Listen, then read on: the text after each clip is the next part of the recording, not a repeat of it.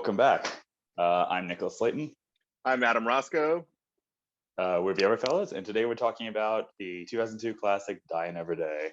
It is the 20th film in the Bond franchise, Pierce Brosnan's last, a dead serious adaptation of Fleming's Moonraker, in which Bond is betrayed, spends more than a year being tortured, and then has to hunt down a rogue, actually a mole in MI6, while dealing with the traumas of prison and dealing with a evil person subverting Queen and Country.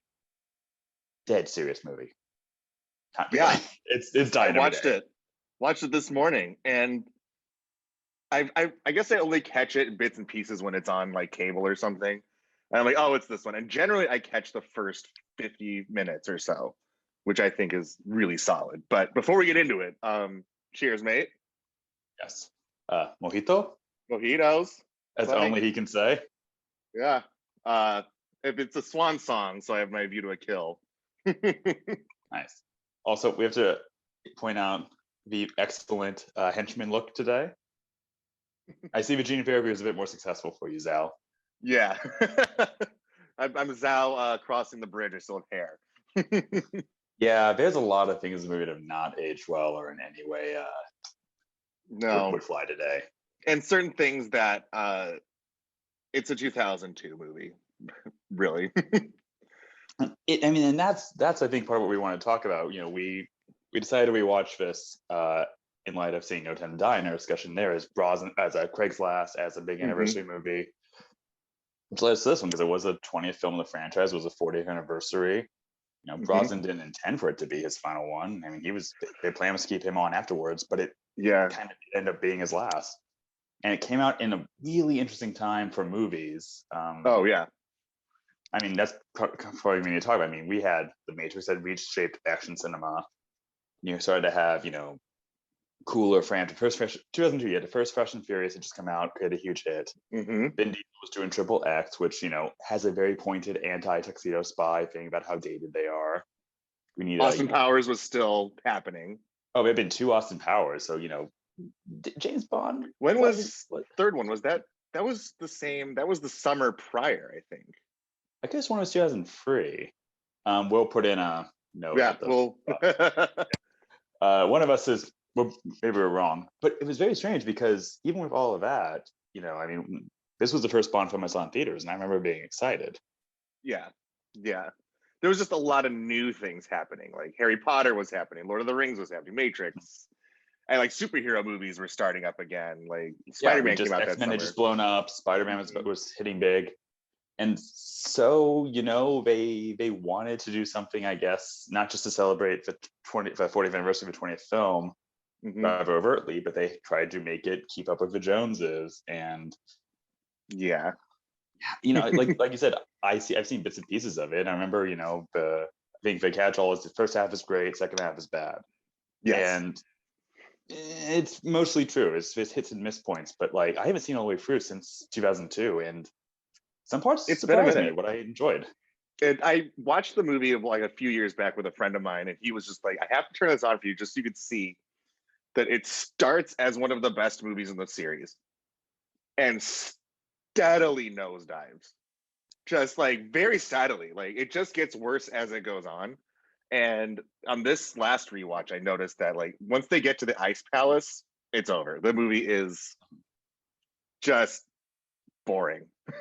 And not that fun, and the performances tank, and up until then, I was pretty engaged. I liked the detective aspect. I liked the sword fight. I especially love the title sequence, even though it's one of the worst songs. But the song is horrible. But I hadn't actually seen the title sequence in 19 years. Cool. I mean, that's also interesting because when the film gets things, it gets a lot of things mostly right in that first half, and then goes downhill. The pre-title sequence, I was surprised. It does a lot of things in excess, but it does excess well, almost like a Roger Moore Spider Love Me kind of movie. Oh, big time! Where, big explosions, big set piece, but Brosnan sells the fight scenes. He's actually great. That little smirk when he steals the sunglasses. Oh yeah. So, also, quick aside, I love if it's just two totally random white South African villains in this movie that Bond just destroys. Again, very of the time. Yeah. Which I hadn't really done, but yeah, it worked really well. And then when things go bad, they fall apart instantly. Jinx. Jinx, who The only plot. speaks in puns. I've noticed she only spoke in one-liners and puns. And nonsensical one-liners. Ornithologist. That's a mouthful. Yeah, The Big Bang Theory certainly got the thrust of. There's so many lines like I had to like pause it and just like kind of walk away from the movie. And the worst moment was, "I am Mr. Kill." Well, that's a name to die for. I'm like, I why wrote did that he? on my notes. It's the most I random. don't walk he up parks his to Kill car like, and this random guy just like, I am Mr. Kill. but, and then I had a thought after that. I'm like Jenny Flex. You know, they've done that before, but like it's just, I don't know if it's that guy's delivery, but it was so bad. Also, that guy was like, speaking very of the time, that guy was, one of the major stunt guys in Lord of the Rings. He was in a bunch of stuff of that time. So it's just, and that's kind of the other thing too, because they did this movie, and it's awesome. They went into production January of 2002. 9/11 had just happened, so you could tell that they were reworking stuff. Like there's a Zhao randomly gets called a terrorist in that moment, in one moment. They'd gone through different directions. Michael Apted was signed on to come back, and then the producers were like, really? No, we're gonna get like Tony Scott. And like I think Brosnan at one point talked about getting Scorsese. Obviously, none of these things happened. They got Lee Tamahori, who, to his credit, did Once Were Warriors, which is a fantastic movie if you have not seen it. But they kind of did that. They were reworking the script. You could tell they were trying to keep up with the Joneses.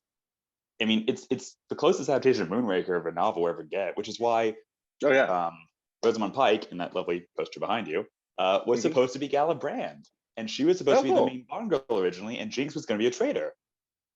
But then Halle Berry read it and was like, "That I can't do that." But yep. So they just kept changing stuff, and we get. I gotta tell you, I was rewatching it, and once the Icarus display happens, I noticed that it sits like it's Brosnan's fourth, but it has nothing to do with the number 4. But I did notice like it was a franchise killer. In that like Batman and Robin was, and that it got way too hokey and way too full of itself and just like could do no wrong, but that did everything wrong. And then I thought today they have Mr. Freeze and Gustav Graves have the same scheme. Diamonds powering a satellite that's going to warm the Earth. Wasn't Mr. Freeze freezing the Earth though? Or freezing the Earth. Which but you're right. Right. But time's up for everyone. Which, it's okay, this is something I want to get into because this is a movie that has great actors. Halle Berry just won an Oscar. Toby Stevens is fantastic in everything I've seen him in. He's played Bond in BBC audio dramas, which I listened to after we watched this movie because those are super good. Yeah. And Brosnan had nailed Bond at this point. Like I want to get into like sort of his arc of his career, but like the dialogue is horrible. These are the same guys who wrote the dialogue in Casino Royale, but the dialogue here is horrible. But Brosnan's little physicality, the smirk when he steals the sunglasses, his like calculating, you can see the gears turning. It's wonderful, but everyone else wants to keep up to. It's a blessing and a curse for this movie because Brosnan is fully comfortable in the role. Like he's not, I wouldn't want to say autopilot in a bad way, but like he could just step out of his trailer and he's done. He's good. He's not Remington Steele being Bond. There's a little bit of that like in his first movie. But now he's older, he's mature, he's been Bond a long time. He's so comfortable and confident in the role. And I think that is kind of what hurt it being a blockbuster 2002. They didn't want to, like, everything was so brand new. So it was hard to watch a guy and he was just too comfortable. He did what they asked him to do, and he did it with smooth, like the scene where he walks into a hotel in Hong Kong. The man. I love that scene. Yeah, people will talk about the next scene being product placement, and it was, but it's like, and I do think that I also want to get into this, like, he gets over his issues really quickly, and suddenly he's back in the suits and this and that. But like, the man next scene, he's like shaved, he's looking good, he's bad at that whole Hong Kong sequence is perfect. again, they wanted Michelle Yeoh to come back as Wei Lin to be Oh, the contact. that would have been so cool. Yeah, well, that's one of the things that really works in the first half of this movie is that there's a very clear mission. You know, like Mm-hmm. he's captured, he's traded. It's a great prisoner exchange scene. He's blacklisted or he escapes. He goes to get the contact Chinese intelligence because he set up a Zhao based off China. So Bond gets that contact. He's on his own. He's going to places. He's doing things. It's a great building the thread. And we go back to Quantum of Solace of just like Bond only finds stuff out because he looks like a guy. Like this is very clearly him making the steps. And then we're randomly doing CGI surfing, and there's like once Bond spends a lot of time just like hanging out and doing odd sports in Iceland. Oh yeah. It's not a vacation. He's just like runs away, comes back, gets in the racing thing, goes away, comes back, gets in a car chase, comes back, just hanging out, just vibing in Iceland. It doesn't. The whole Ice Palace bit. It's some of the worst in the series. And I'm like, one thought I had while I was watching it today, I just thought like, you're not going to make any friends with this movie. Like, this is never going to convince a newbie that like this is the one that like we fans have to like after we've watched the series, do like our yearly rewatch, and it's like, oh, okay, Die Another Day. And it's like the one that we all kind of, if you got a bunch of bar fans in the room, the Bond fans in the room, I feel like you would get the conversation would quickly become, let's like have it out and be a support group about Die Another Day. Yeah, and everybody would eventually go. They do the DiCaprio meme. They do the point. They'd be like, oh that. Oh that, yeah, because this movie is just that. The is only one that worked that. was the Christoph Gray's parachuting down the Union Jack parachute, because his character would do that. Right. The lasers, like let's instead of one laser, let's have 50 lasers. Yeah. Also, again, like the implications that they were like the lasers are real. Because I caught say like the mind may be fake. The lasers are real. Come back. Okay, killer pulls out a gun. No, I want to use the lasers. So he just mentioned the lasers randomly because. Yeah. But we talked about Brosnan. I kind of wanted to bring this up because I think we all agree Goldeneye is great. Goldeneye is a great reset of a franchise. It is playing the hits, and it's playing the hits very well. It updates for the post Cold War era very well.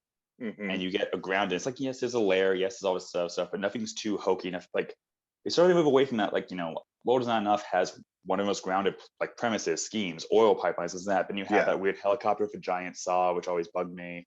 And here it's like, nope, invisible car, satellite lasers, this and that. But you also had like this thing of like Bond dealing with the sort of remnants of the Cold War. You had new villains dealing with that, and you also had Bond having to it goes back from Turalion's line to Paris Carter's line to even something they say it wasn't enough, like you're mourning women you've lost, you're haunted by the people you've killed, and here Bond gets tortured and spends 14 months as a prisoner of war essentially, and he just keeps going on with the case. Arc. And he just abandoned that, and it's shocking because they sort of set it up. I think they should have played a little bit more into it. Like he had like PTSD or something, and like something kept haunting him. Yes, he swims to Hong Kong, and he shaves his face, but he's not back yet. One part of his face. Now let's do his body, then let's do his mind, then let's do and then at the end of the movie, clothes. His outfit in Cuba, that suit is great. It's not the fanciest suit he's worn, but in Hong Kong he's still back in like the Brioni looking, like a banker look he has, which is a good look. But like if they built that up, like considering he ends up finally in the suit at the end. Yeah, I think like a Batman and Robin. I don't mean to keep bringing that up, but it's like if they were going to do another one, they were going to do another one after that. They were definitely going to make it darker. They were definitely going to ground it, and it's a shame that Brosnan never got to do that, because like we talked about with Craig, it's like, well, he got his Roger Moore. He got they got to touch all the aspects of the character, but like with Brosnan, he did his movie, like intro movie, and the Tomorrow Never Dies felt kind of like a Connery, like in terms of like the way that the character was, and then like World's Not Up very much felt like that could have been a Timothy Dalton, Yeah. That was a much moodier movie. Then he did a Roger, and then he didn't get to do a swan song. It would have been really great. I know that the Quentin Tarantino rumor.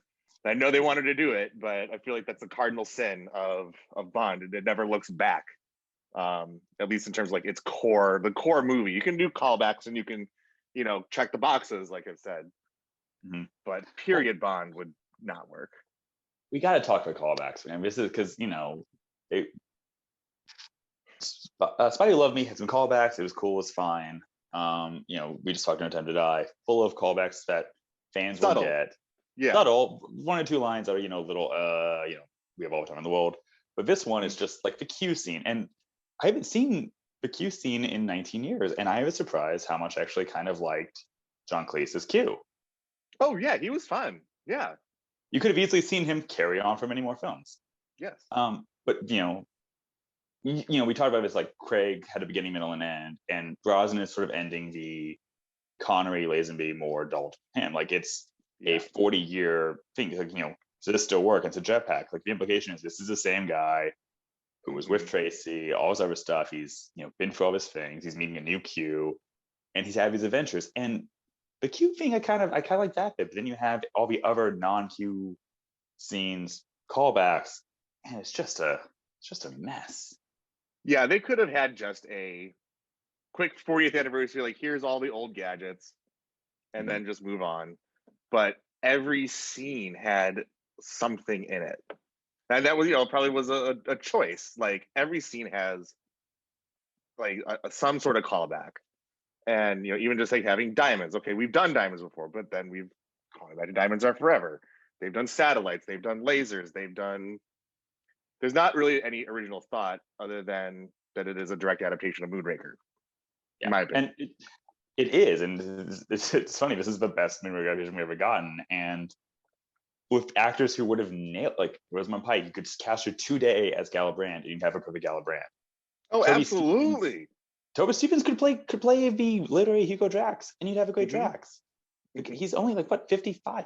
He could do it, and that's what just goes wrong because it's funny in terms of like references. The fact that a card club called Blades becomes a fencing club called Blades is, I guess, a giant old mansion is all about swords now. Sure, whatever. I love sword fights. That sword fight holds up. That is great. It's a good fight. Like, and I was watching it closer because I was like thinking like, oh, is this going to be like a Roger Moore where like I can totally tell that it's not Brosnan? And Christian Wagner, who edited this movie, who's a quite famous editor, but he made the conscious effort to 2002 it. However, in that sword fight, they didn't matrix it up at all. And they cut from their stunt people so well. And they actually see that Pierce did a lot in that scene. Yeah. That's aside from the weird Madonna cameo, that's definitely a bright spot of Brosnan's tenure. Like maybe his best fight. Outside of the Sean Bean finale fight, I would say. Oh yeah, that is a good one. That's my favorite death of maybe most of the movies. Yes. Because the villains here don't go out like Miranda's death was even worse simply because of the Halle Berry line and the art of like there is a lot of cringe there.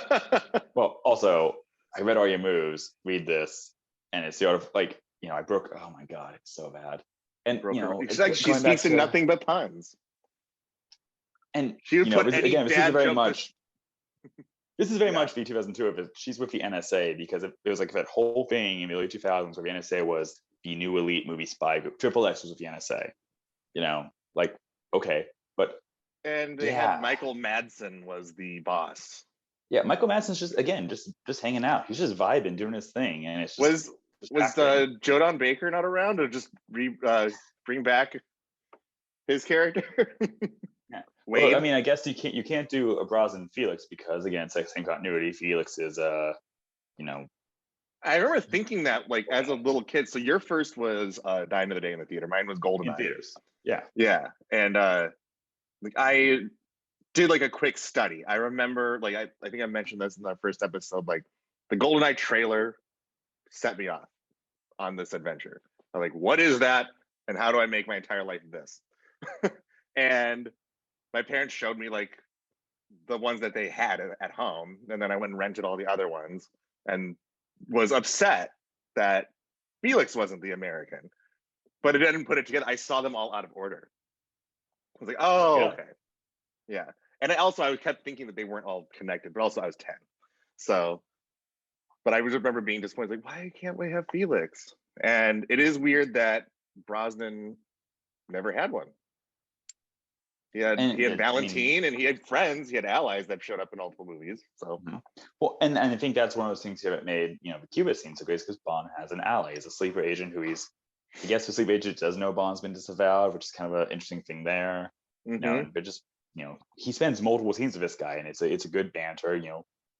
There's a lot of things that go wrong with this movie. Brosnan just being cool, like saying they're in the rolled up car, smoking a cigar, talking, exposition in a good way. I mean, for being honest, it's always good, and Brosnan always looks good in them. A lot of his looks in these films are not good. I mean, I'm the Cuba outfit, Mm-hmm.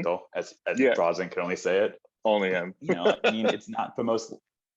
There is a dialogue line that I cringe so hard at. It's when Bond is in the Ice Palace, and he asks for a vodka martini, shaken not stirred, plenty of ice if you can spare it. How long was he waiting to say that line? Oh man, it's dad joke another day, the movie. Like every scene. Oh. And then of course that one time I like that was when he punches Bond, says, how's that for a punchline? Because Bond just can't stop doing bad quips. And then they took a hard reset of like barely doing any for now 5 movies. So we're gonna need Bond 26 to bring back the dad jokes. I think it's time. I think that would be great. As long as no character speaks entirely in pun. I mean, oh my goodness, I think this is just a like. I think maybe they had more fun making it, but that feels like it would not be true. Like sometimes there's like all this script. It's like maybe this one was just so much fun just to get the gang back together and do it for the 40th anniversary, and like we'll have all these old callbacks. The fans will love it. But then I was a huge Bond fan going into it, and I remember it being the first one. Like I came home and folks were like, "Well, what'd you think of the new Bond movie?" And I'm like, "Eh." This should never be the reaction to one of those movies from anyone. Should be eh. I mean, I saw it was my first one in theaters. I was aware again. James Bond Jr. was on TV when I was like a little kid. Terrible show, but you introduced it. Goldeneye. The game was huge, and I went to go see this, and I remember I didn't hate it. I don't think I ever hated it. It was just kind of some parts were cool. Getting sword fight stuff with me. I was just kind of like, okay, yeah, whatever.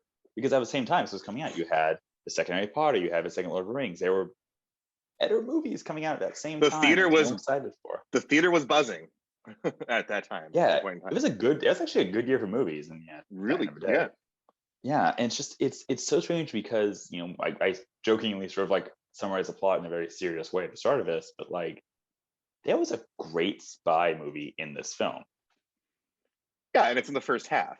Like I said, I like the detective stuff that Bond does. He does great spy work, and going into conflict diamonds, that's a serious plot line. And the having to deal with, it's like, reverse License to Kill. Like his deal with M is that she just left him. She just disavowed him. She just, threw him out. And it's like, have Bond coming to terms that like, that I love M's scene in Goldeneye. The whole like, if you don't think I have the balls to send a man out to die, you're dead wrong. She did that. And he's not as immortal or as needed as he thought. And I thought that would be a cool thing to go with. And they kept hinting at that. Yeah. But it kind of worked because there's a great line, "Would you sign a pill?" I forgot away years ago. That's kind of a very cool character moment. Mm-hmm. And I mean, I haven't seen this movie in 19 years. You get caught. There's no giving up. And like, he's like, I know the only reason he got traded was because, we thought you broke. We had to get you out of it so you didn't tell anymore, so we can kill you ourselves. Like that's some great spy thrillers. But also, Bond's just hanging around in London doing things. And that's Broccoli and Wilson and Purvis and Wade and Brosnan just sitting at the table, and coming up with this great stuff, but then they got to make room for The 5 boxes, action check. scenes that in the Ice Palace that are meaningless. So you could have just had 2 really good, like meaningful ones. Like I wanted the Ice Palace to be just completely cut in half. Like that was a definite like very end of the last act. You get to the place, but half the movie takes place there.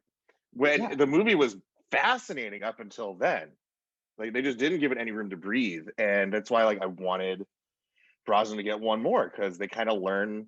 They learn from each one as they go, and I think World's not enough. I think people, if they ask the general audience, they're like, this one was a little dull.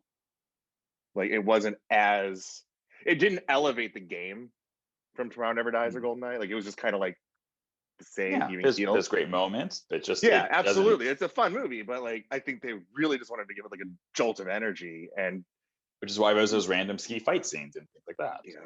Yeah, and they borrowed from the wrong column of stuff to borrow from and then they course corrected with Casino Royale. And the weird thing is when they were going to do that Jinx spinoff, it was going to be that's the weird thing is like there's some article I read and we'll post it. Oh, I'm losing diamonds off my face.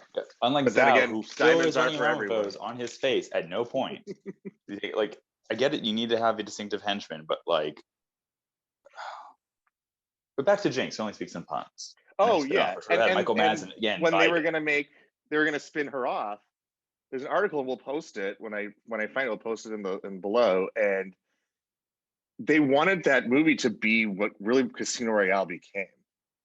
Like they wanted to do like the other types of projects that Eon does, that aren't Bond, like like a rhythm section or something, like a hardcore, gritty spy movie that was like tailored to Halle Berry, and it would be a very big departure. And that's like then they're like, oh, then we got the rights to Casino Royale. They're like, why don't we fold the mood that we were creating with this Jinx movie and put it in Casino? And I'm like, okay, I gotta see this canceled script of whatever this Jinx movie was going to be, because it was not going to be like Die Another Day. No, and I still want to know I want to see whatever script or outline they had for this before Halle Berry signed on, before they decided to do the massive rewrites that led to this. Because again, if you're going to have Moonraker, which clearly that was a plan from the start, you can't do the switch of a villain, and they had something there, and I get like, even if the script is bad, the execution is just like, we talked about editing. It's funny. It's not even like Matrix Bullet Time. It's just like this weird staccato. Like they do that thing where it's a wide landscape and we're going to fast forward like cribs. Yeah, it's like every Pepsi commercial that was coming out at the time, probably. Like what I mean? And it doesn't even speed up. Like there's 2 different fights with Zhao in Cuba and then in the Ice Palace, where it just they throw a kick and it's just shudder, and it's weird and distracting, and they make a big point of when Jinx is tied up, when they're gonna do the lasers, like they do this big pan around, really making you feel this just set up to a scene. It means nothing doing this. Yeah. No, and like it's this is Gustav Graves' mine. We found all the stuff.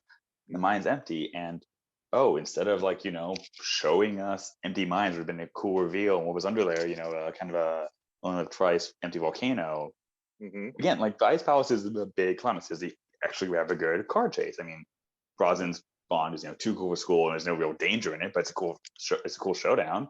Then the finale is just this weird tacked on 20 minutes. I thought Zhao's death was quite good. The airplane. Going back to the ideas, the biggest enemy of that airplane scene is the costuming.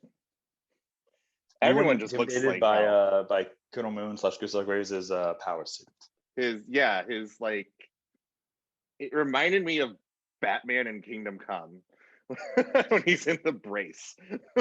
That's what Gustav Graves' power suit looks like. He does. Again, Toby Stevens is an intimidating actor. He does that dramatic turn. He's got the giant VR headset. Because again, he has to do VR. Oh man, the heads. Again, you're not making any friends with this movie. I feel bad for everyone who was in that scene. I feel bad for people who are in Bond movies that it doesn't work out. I feel bad for Rami Malek. I feel bad for Toby Stevens and Rosamund Pike. Like, they they hired correctly. They hire great people. You got to give them something to do. You got to make them cool. And like, we got Rosamund Pike up here. Now, this the reasoning behind this is a very late night eBay. It was less than $10, and why not? It's Die Another Day because yeah. The fact that they made and, a character poster of Miranda Frost, I was like, I remember seeing it in theaters, like, okay. It's better than a character poster of, say, Verity. Yeah. But it's just, it's the strangest movie. And I cannot understand why. I mean, I get why we went this route, but it's execution after execution. And, oh, hey, here's a VR action scene. Because the Moneypenny ending, I'm like, Moneypenny, who's barely in the movie until then, so there's no real reason to like. And give it up for Samantha Bond. She's a great Moneypenny. Yes, and now this is her last outing as Moneypenny. This is John Cleese's first only outing as Q. It's just like a swan song for a whole era. Yeah, and Colin Salmon, yeah. Mm-hmm. Who was almost the next Bond, which is also an amusing detail. Would have been cool. I know he was always like, I know Brosnan was a big advocate for him. That would have been cool. But yeah, like it just the VR thing. We don't even have that now. Yeah, it's this is 2021. I think we both used Oculus over VR systems. Mm-hmm. It's not, you can't do what Moneypenny is doing in that scene. No. Only in the. You can't do what Bond's doing in that scene. You can't. It's. We're not in the realm of science fiction. We're science fact, as Cubby Broccoli would say. Yeah, that is very true. But I mean, and a lot of people complain about the invisible car. I didn't mind it. No, I minded it less than people have said. I mean, even Purpose and Way, this is a great example of how movies sort of got away from it. They've said they didn't want it to be full invisible. They wanted like active camouflage for a thing, which is like, the snow is going to look like I could have bought that. I could have been fine with that. And it's like one or two moments where it kind of is that, but then it's, I mean, you can't hate it entirely because you get that great moment of car twist where Bond gets flipped over and he hits the ejector seat and flips back up. Like, that is a great. It's like, because they were so close to doing a solid movie. It may not have been like everyone's favorite, correctly. Yeah, but they were. Yeah. But it's so strange that this is how they ended the Brosnan era. Yeah, I mean, so you haven't watched that Daniel Craig being James Bond, right? Not yet. After it, like, I really want them to do another one with Pierce. Like, I watched that the documentary. Have you seen Everything or Nothing? I believe so, yes. Yeah, the one where it's the one that kind of is the warts and all. They talk to everybody. You get the full George Lazenby story. Dalton Brosnan talks about the phone call where he's let go. I would love to see a deep dive in like a retrospective on his Bond tenure from him and like talking to Barbara and Michael. And because I mean, there's probably some bitterness, but also like you watch interviews of Brosnan now, he's not bitter. He is very proud of his time and it just didn't work out. And he's an incredibly chill guy. And he's very grateful. He's having fun. Yeah, and he's incredibly grateful for his time and his live. Like one of my favorite parts of Lockdown, if there could be a favorite part of Lockdown, was Brosnan's live stream of Goldeneye. Did you watch that? That was fantastic. It was so good. That man is chill, and he's a great artist. It turns out I learned that in the pandemic too. Oh yeah. Him talking about his time as Bond, I think it'd be really cool to hear him talk about it now that it's been 20 years since he's acted as the character. Yeah. And I mean, he talked about cool moments. He literally saved Halle Berry's life while filming because she was choking on that fig in that weird knife scene in Cuba, and he gave a Heimlich and saved her. Another waxing poetic about Brosnan. I'm gonna knock him down. That sex scene is so bad and so long. It just doesn't end. Like, you have a charming individual in Pierce Brosnan who looks good. I mean, he was 49 when he filmed this, looking great. And also, like, Halle Berry had done some pretty saucy parts in movies around that time. Like, not that she was known for sex scenes, but like again, they wanted to give it a jolt of energy. It's like, well, let's have a longer love scene, or let's see them actually do it. It's like we didn't need to. And there was no that. great actors, but you saw them behind the scenes. They're having a great time. No chemistry. No chemistry at all. Rosamund Pike and Pierce Brosnan have way better chemistry. Mm-hmm. Again. Oh yeah, I love great actors. that bit. She's like, God damn it, Emma said this is gonna happen, or something. I'm paraphrasing. That's a great line. She's so funny. If she'd stayed like the main Bond, there could have been something, but no, we don't get that. Yeah. Unfortunately, we, unlike Pierce Brosnan's Bond, get to live to die another day. Yes. Which is actually a really good title drop. I actually like that scene a lot, that line. Oh, yeah. I mean, any last thoughts on this film and its place as Brosnan's last? Well, kind of like I said before in a previous episode, like there's that moment where it's the newest one and you kind of have to judge it as that, as a culmination of all the movies that came before. As that, I am back to when I was 17 coming out of that movie going, but now that it's in the greater library, and that's the movie that like Bond fans, we love to hate. Like, it's always worth a good hate watch every now and then, just to remind you of like how bad it can get. Where people are like, No Time to Die was the worst James Bond movie. They totally ruined it. I'm like, hold that thought. Have I got a movie for you? It's that, and it's definitely become the DiCaprio point movie for me. Yeah. And you kind of have to, and like, you appreciate it because it got there and it went to a certain level that they had to course correct and they had to try something totally new. And we got the Daniel Craig series out of it. Yeah. When we could have your eyes only. You only live twice to I'm Secret Service, unfortunately, even more era. Mm-hmm. This. And it'll be interesting to see sort of where we go with No Time to Die onwards at Bond 26. Like, it could, if we just like take out like 1% of the mojo out of Die Another Day, like just 1%, and inject that into what like Bond 26 is going to be, yes, but just a tiny bit. And that tiny bit comes from the first 40 minutes. and better henchmen, because again, I am Mr. Kill. I am Mr. Kill. That has been in my head all day. I literally paused and wrote that down because I was like, we had to talk about that line, because it is the most pointless, random moment I have ever seen in a Bond film, and I've seen some moments. But on that note, because we can't top that, we're going to end our discussion here. Thank you. Signing off. I am Mr. Kill. I'm Adam Roscoe. My friends call me Jinx. Mine call me James Bond. Again, Callback should have been good. But no. Watch a better Brosnan movie. Watch Goldeneye, friends. Just do that. We'll come back with a better movie to talk about. Yeah.